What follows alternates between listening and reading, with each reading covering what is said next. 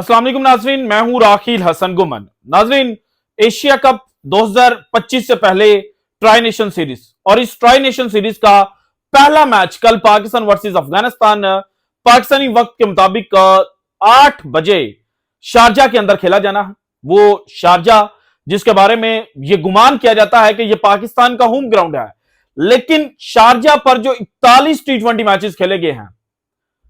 इन 41 में से 25 मैचेस अफगानिस्तान की टीम ने खेले और अफगानिस्तान को अब यह समझा जाता है कि वो शारजा क्रिकेट ग्राउंड जो है उसकी होस्टिंग टीम है। यानी कि जो वेन्यू है वो यूएई के साथ लिंक्ड अप नहीं होता, बल्कि that is linked with Afghanistan. और अब अफगानिस्तान के खिलाफ पाकिस्तान की प्लेइंग 11 क्या होने जा रही है, यह सबसे बड़ा सवाल है। और इस सवाल के कुछ जवाबात जो हैं वो हमें मिले हैं और इन जवाबात को अगर देखा जाए तो भाईजान कुछ खिलाड़ियों का कैरियर जो है वो खुड्डे लाइन लगने जा रहा है इस ट्राई नेशन सीरीज और एशिया कप की वजह से।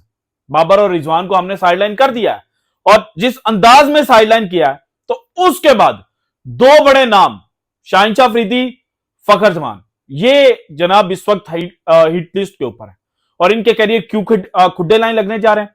पाकिस्तान अफगानिस्तान के खिलाफ किस प्लेइंग 11 के साथ या किस माइंडसेट के साथ उतरता हुआ दिखाई दे रहा है, ये डिटेल्स आज के वीडियो में मैंने आपके साथ शेयर करनी है। इसके अलावा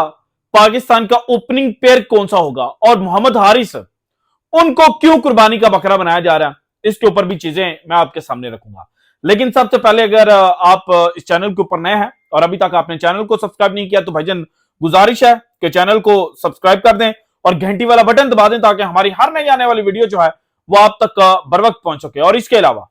कमेंट सेक्शन के अंदर जो आपने अपनी कीमती राय है ना, उसका इजहार लाजमी करना है और आपकी कीमती राय यूट्यूब को यह बावर करवाएगी कि जनाब ये जो देखने वाले हैं ना,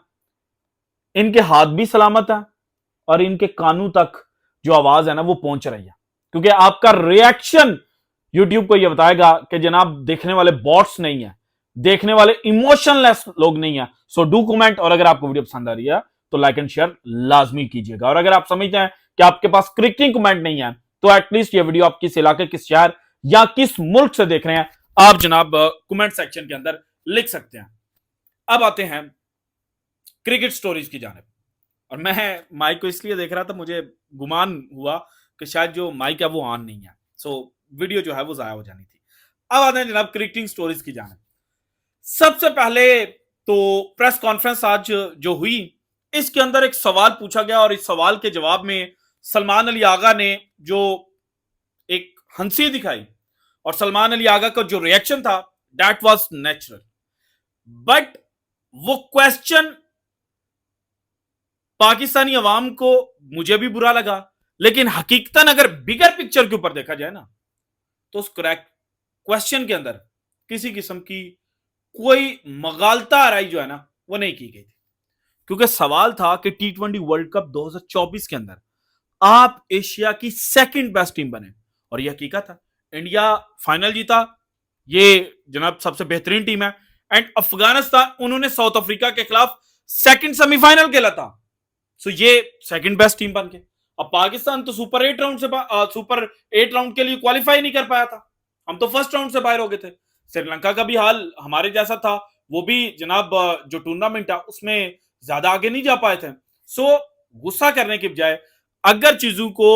एनालाइज किया जाए तो क्वेश्चन बिल्कुल ठीक था, लेकिन क्या वाकई अफगानिस्तान सेकंड बेस्ट टीम है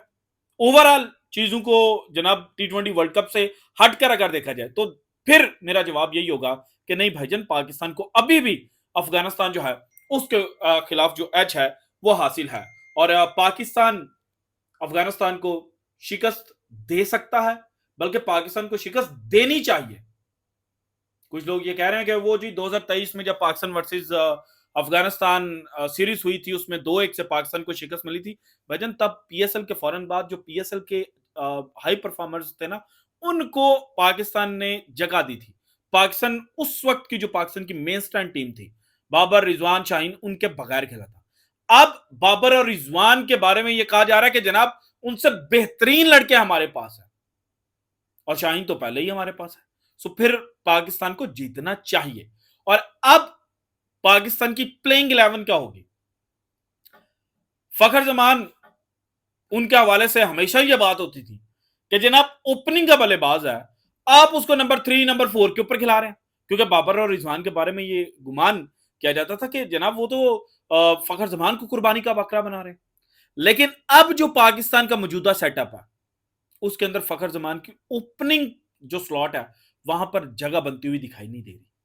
और अगर फखर जमान की ओपनिंग स्लॉट पर जगह नहीं बनती तो देन उनको नंबर 3 पर खिलाने के लिए मोहम्मद हारिस, जिनके बारे में अभी चंद दिन पहले तक पाकिस्तान के मीडिया में एक खास ग्रुप जो है वो ये कह रहा था कि जनाब हारिस ने कोई गलत बात तो नहीं की कि बाबर आजम जो है उसको अपनी जो T20 क्रिकेट है उसमें उसको फास्टर करना चाहिए। सो वही मोहम्मद हारिस जो आंखों का तारा था ना, अब उसको निचले नंबरों पर धकेला जा रहा है। और फिर जनाब मेरे ज़हन में वो ट्वीट्स आ रही हैं जो की जाती थी कि जनाब आपने जो रेगुलर ओपनर्स हैं उनको निचले नंबरों पर खिला दिया, तो मिडल ऑर्डर वाले जो बैट्समैन है उनका क्या कसूर है। सो भाईजान हुसैन तलत जो परफॉर्मर है उसका क्या कसूर है, वो आपके जनाब जो फैसले हैं उनकी बिना पर बेंच गर्म करेगा, और आपने ओपनर्स को मिडल ऑर्डर के अंदर स्लॉट इन करना। और अगर आप स्लॉट इन नहीं करते, फॉर एग्जाम्पल ये कह देते हैं कि जनाब फखर जमान नंबर 3 पर खेलेगा और मोहम्मद हारिस चूंकि उसकी पहले 5 नंबरों पर जो बैटिंग है वो नहीं आ सकती, सो उसको बाहर बिठाते हैं, तो देन फिर अगेन प्रॉब्लम होगी कि साहबजादा फरहान के ऊपर आप रिलाय कर सकते हैं एज एन विकेट कीपर या नहीं। और अगर आप रिलाय नहीं करते तो फिर आप जनाब जो स्पिनिंग ट्रैक्स होंगे वहां पर मुश्किल में फंस जाएंगे। सो ऑल इन ऑल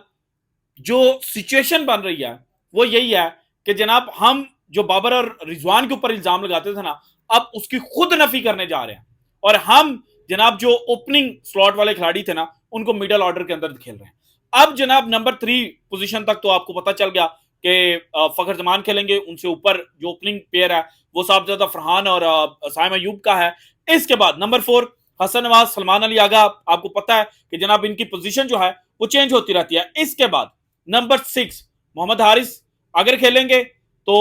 जनाब फिर बाबर और रिजवान के ऊपर जो इल्जाम लगता है उसकी नफी हो जाएगी, और अगर नहीं खेलते तो देन हम कहेंगे कि जनाब ये एक अच्छा फैसला किया गया है। लेकिन फिर हम जीरो से स्टार्ट करेंगे कि साहबजादा फरहान जो है उसके विकेट कीपर कीपिंग स्किल जो है वो कितने रिलायबल हैं।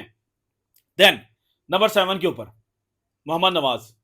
ये आपके कंफर्म है, जिस अंदाज में इनको पाकिस्तान टीम में एंट्री मिली और जिस अंदाज में इन्होंने स्पिनिंग ट्रैक्स के ऊपर बॉलिंग किया, ये ऑटोमेटिक चॉइस है। नंबर 8 फहीम अशरफ, इन्होंने भी लेट ऑर्डर जो है वहां पर कैमियोज खेले हैं, बांग्लादेश के खिलाफ भी कैमियो खेला, वेस्ट इंडीज के अंदर भी कैमियो खेले, सो इनको भी जगह मिल रही है। इसके बाद नंबर 9 10 और 11 आइडियली ये होना चाहिए था कि चूंकि अफगानिस्तान जो है उसके बारे में ये गुमान है कि वो 4 स्पिनर्स के साथ मैदान में उतरेगा, राशिद खेलेगा,